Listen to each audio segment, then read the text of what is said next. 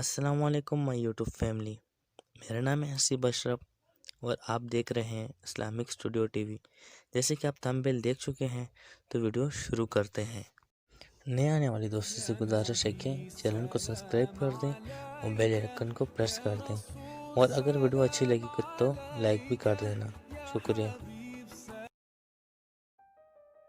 یہ واقعہ ایک بیوہ عورت اور اس کے بیٹے کا ہے۔ بچپن ہی میں اس لڑکے کے والد فوت ہو جاتے ہیں اور اس وقت یہ لڑکا بہت چھوٹا تھا۔ اس کی ماں نے اس کی پرورش کی۔ یہ بیوہ عورت لوگوں کے گھروں کا کام بھی کرتے تھے۔ اس کی یہ ایک خواہش تھی کہ میرا بیٹا تعلیم کرے اور بڑے ہو کر ایک افسر بنے۔ جیسے جیسے وقت گزرتا گیا اس بیوہ کی یہ خواہش پوری ہو گئی، اور اس بیوہ کا یہ بیٹا جو تھا افسر بن گیا۔ جس کے افسر بن گیا تھا اور اس کے امیر دوست بھی ہونے لگے، امیر دوستوں کے ساتھ تعلق بھی رہنے لگا، اور اس کے امیر لوگ اس کو تانے دیتے تھے۔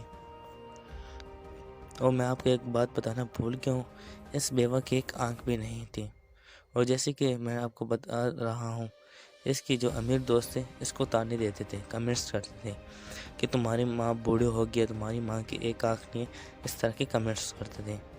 یہ ایسا ان کمنٹس کے اوپر تنگ آ گیا اور اپنے دوستوں کی بات مان لی، اپنے ماں کو اولڈ ہاؤس چھوڑ آیا۔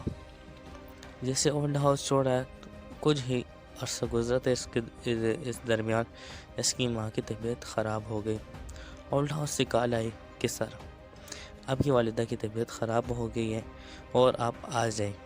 اس لڑکے نے کیا کیا، یہ خود نہیں گیا، نوکر کو بھیجا پیسے دے کے، جاؤ یہ جا کے اولڈ ہاؤس دے آ، کیونکہ اب یہ افسر بن گیا تھا، اس وجہ سے یہ نہیں گیا۔ یہ اپنے آپ کو کچھ سمجھ رہا تھا، یہ نہیں سوچ رہا تھا کہ آج جو میں بنوں یہ اپنی ماں کی بدولت بناؤں۔ اور اسی طرح سے اس کی ماں کی طبیعت بہت خراب ہو گئی، اور اپنے نوکر کو بولا جا پیسے دے آؤ اور میری ماں کے علاج کے لیے۔ اسی طرح کچھ ہی عرصہ گزرا تھا، اس درمیان اس کی ماں کی طبیعت اور بھی خراب ہو گئی۔ اولڈ ہاؤس سے کال آئی کہ سر، آپ کی والدہ کی طبیعت بہت خراب ہو گئی ہے، آپ کا آنا لازمی ہے۔ کون سی ماں اپنے بیٹے کو بچھڑتے ہوئے ایسے دیکھ سکتی ہیں؟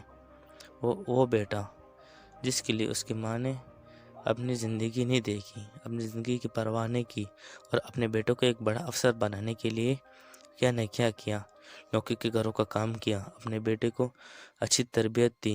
بس ٹائم گزر جاتا ہے، اس تربیت کا بھی کوئی فائدہ نہیں آیا، اور اسی دوران اس کی والدہ کی وفات ہو گئی۔ اس کی والدہ جو تھی مر گئی۔ پھر کال آئی اولڈ ہاؤس سے، سر آپ کی والدہ اس طرح مر گئی ہیں، آپ آ جائیں۔ اس نے کیا پھر نوکر بھیجا اور پیسے بھیجیں، جاؤ میری ماں کے لیے کفن لو، جنازہ پڑھا دینا، نوکر کو بولا میں نہیں آنے والا۔ اسی طرح اور اولڈ ہاؤس والے نے اس کو ایک بات بولی تھی کہ سر، آپ کی والدہ نے آپ کے نام ایک خط چھوڑ گئی ہے، پلیز آپ آ کر یہ لے جائیں۔ اس طرح کسی طریقے سے انہوں نے یہ خط اس لڑکے تک پہنچا دیا، اولڈ ہاؤس والوں نے۔ اس خط میں کیا لکھا تھا میں آپ کو بتاتا ہوں۔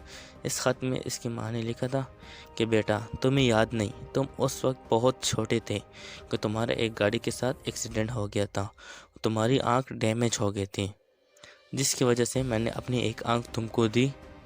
میں نے یہ سوچا میرے بیٹا ایسی طرح معذور نہ ہو، میں ہو جاؤں کوئی مسئلہ نہیں، میرے بیٹا معذور نہ ہو۔ یہ بات آپ سوچ لیں۔ اس کے دوست سے کیا بولتے تھے، تمہاری ماں کی ایک آنکھ نہیں ہے، یہ تمہاری ماں بزرگ ہے، بوڑھی ہو گئی ہے، عمر ختم ہو گئی ہے۔ یہ اسی ٹائم میں جب اس نے یہ خط پڑھا اور سجدے پر گر پڑا اور اللہ تعالیٰ سے معافی مانگنے لگا۔ اب میرے پاس ایک کلپ ہے چھوٹا سا طارق جمیل صاحب کا، آپ یہ ملاحظہ کیجیے۔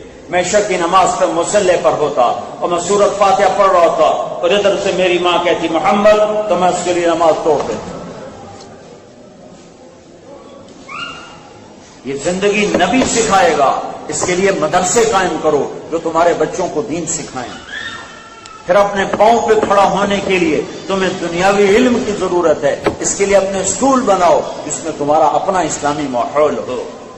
کہ تمہارے گھر میں ایمان کی فضا ہو، اس کے لیے تبلیغ میں نکلو تاکہ تمہیں پتہ چلے کہ زندگی گزارنے کے آداب کیا ہیں، طریقے کیا ہیں، سلیقہ کیا ہے۔ آپ نے فرمایا عمر، کس کو کہہ رہے ہیں؟ عمر۔ کس کو کہہ رہے ہیں؟ علی۔ علی عمر، مقرب ترین صحابہ۔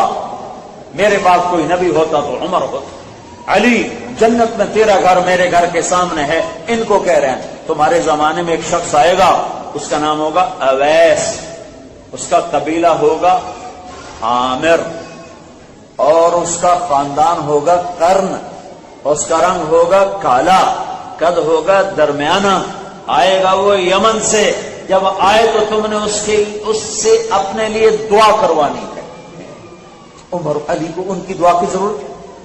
سارے تابعین اکٹھے ہو جائیں، ایک صحابی کے بال کے برابر نہیں، تو عمر علی کو کوئی پکڑے گا۔ اور اویس کے بارے میں کہا جا رہا ہے، اویس قرنی، نام سنا ہے نا اویس قرنی؟ اویس قرنی، قرن خاندان ہے، عامر قبیلہ ہے، اور ان کا علاقہ یمن میں۔ میں 2 سال پہلے گیا، میں ان کے علاقے میں گیا، ان کے گاؤں میں گیا جہاں وہ پیدا ہوئے۔ جس جگہ وہ گاؤں تو متعین نہیں، لیکن وہ وادی متعین تھی کہ یہاں اویس قرنی پیدا ہوئے، اور ان کے خاندان کے ایک شخص سے ملاقات بھی میری ہوئی۔ تو آپ نے وجہ کیا بتائی؟ کہ وجہ یہ ہے عمر علی، وجہ یہ ہے کہ جب وہ یوں ہاتھ اٹھاتا ہے تو اللہ خالی نہیں لوٹاتا۔ کیوں؟ کہ اس نے ماں کی ایسی خدمت کی ہے، وہ جب ہاتھ اٹھاتا اللہ کہتا لبیک۔ تہجد، جہاد، نماز، روزہ، حج نہیں، ماں کی خدمت سے۔ حضرت عمر رضی اللہ عنہ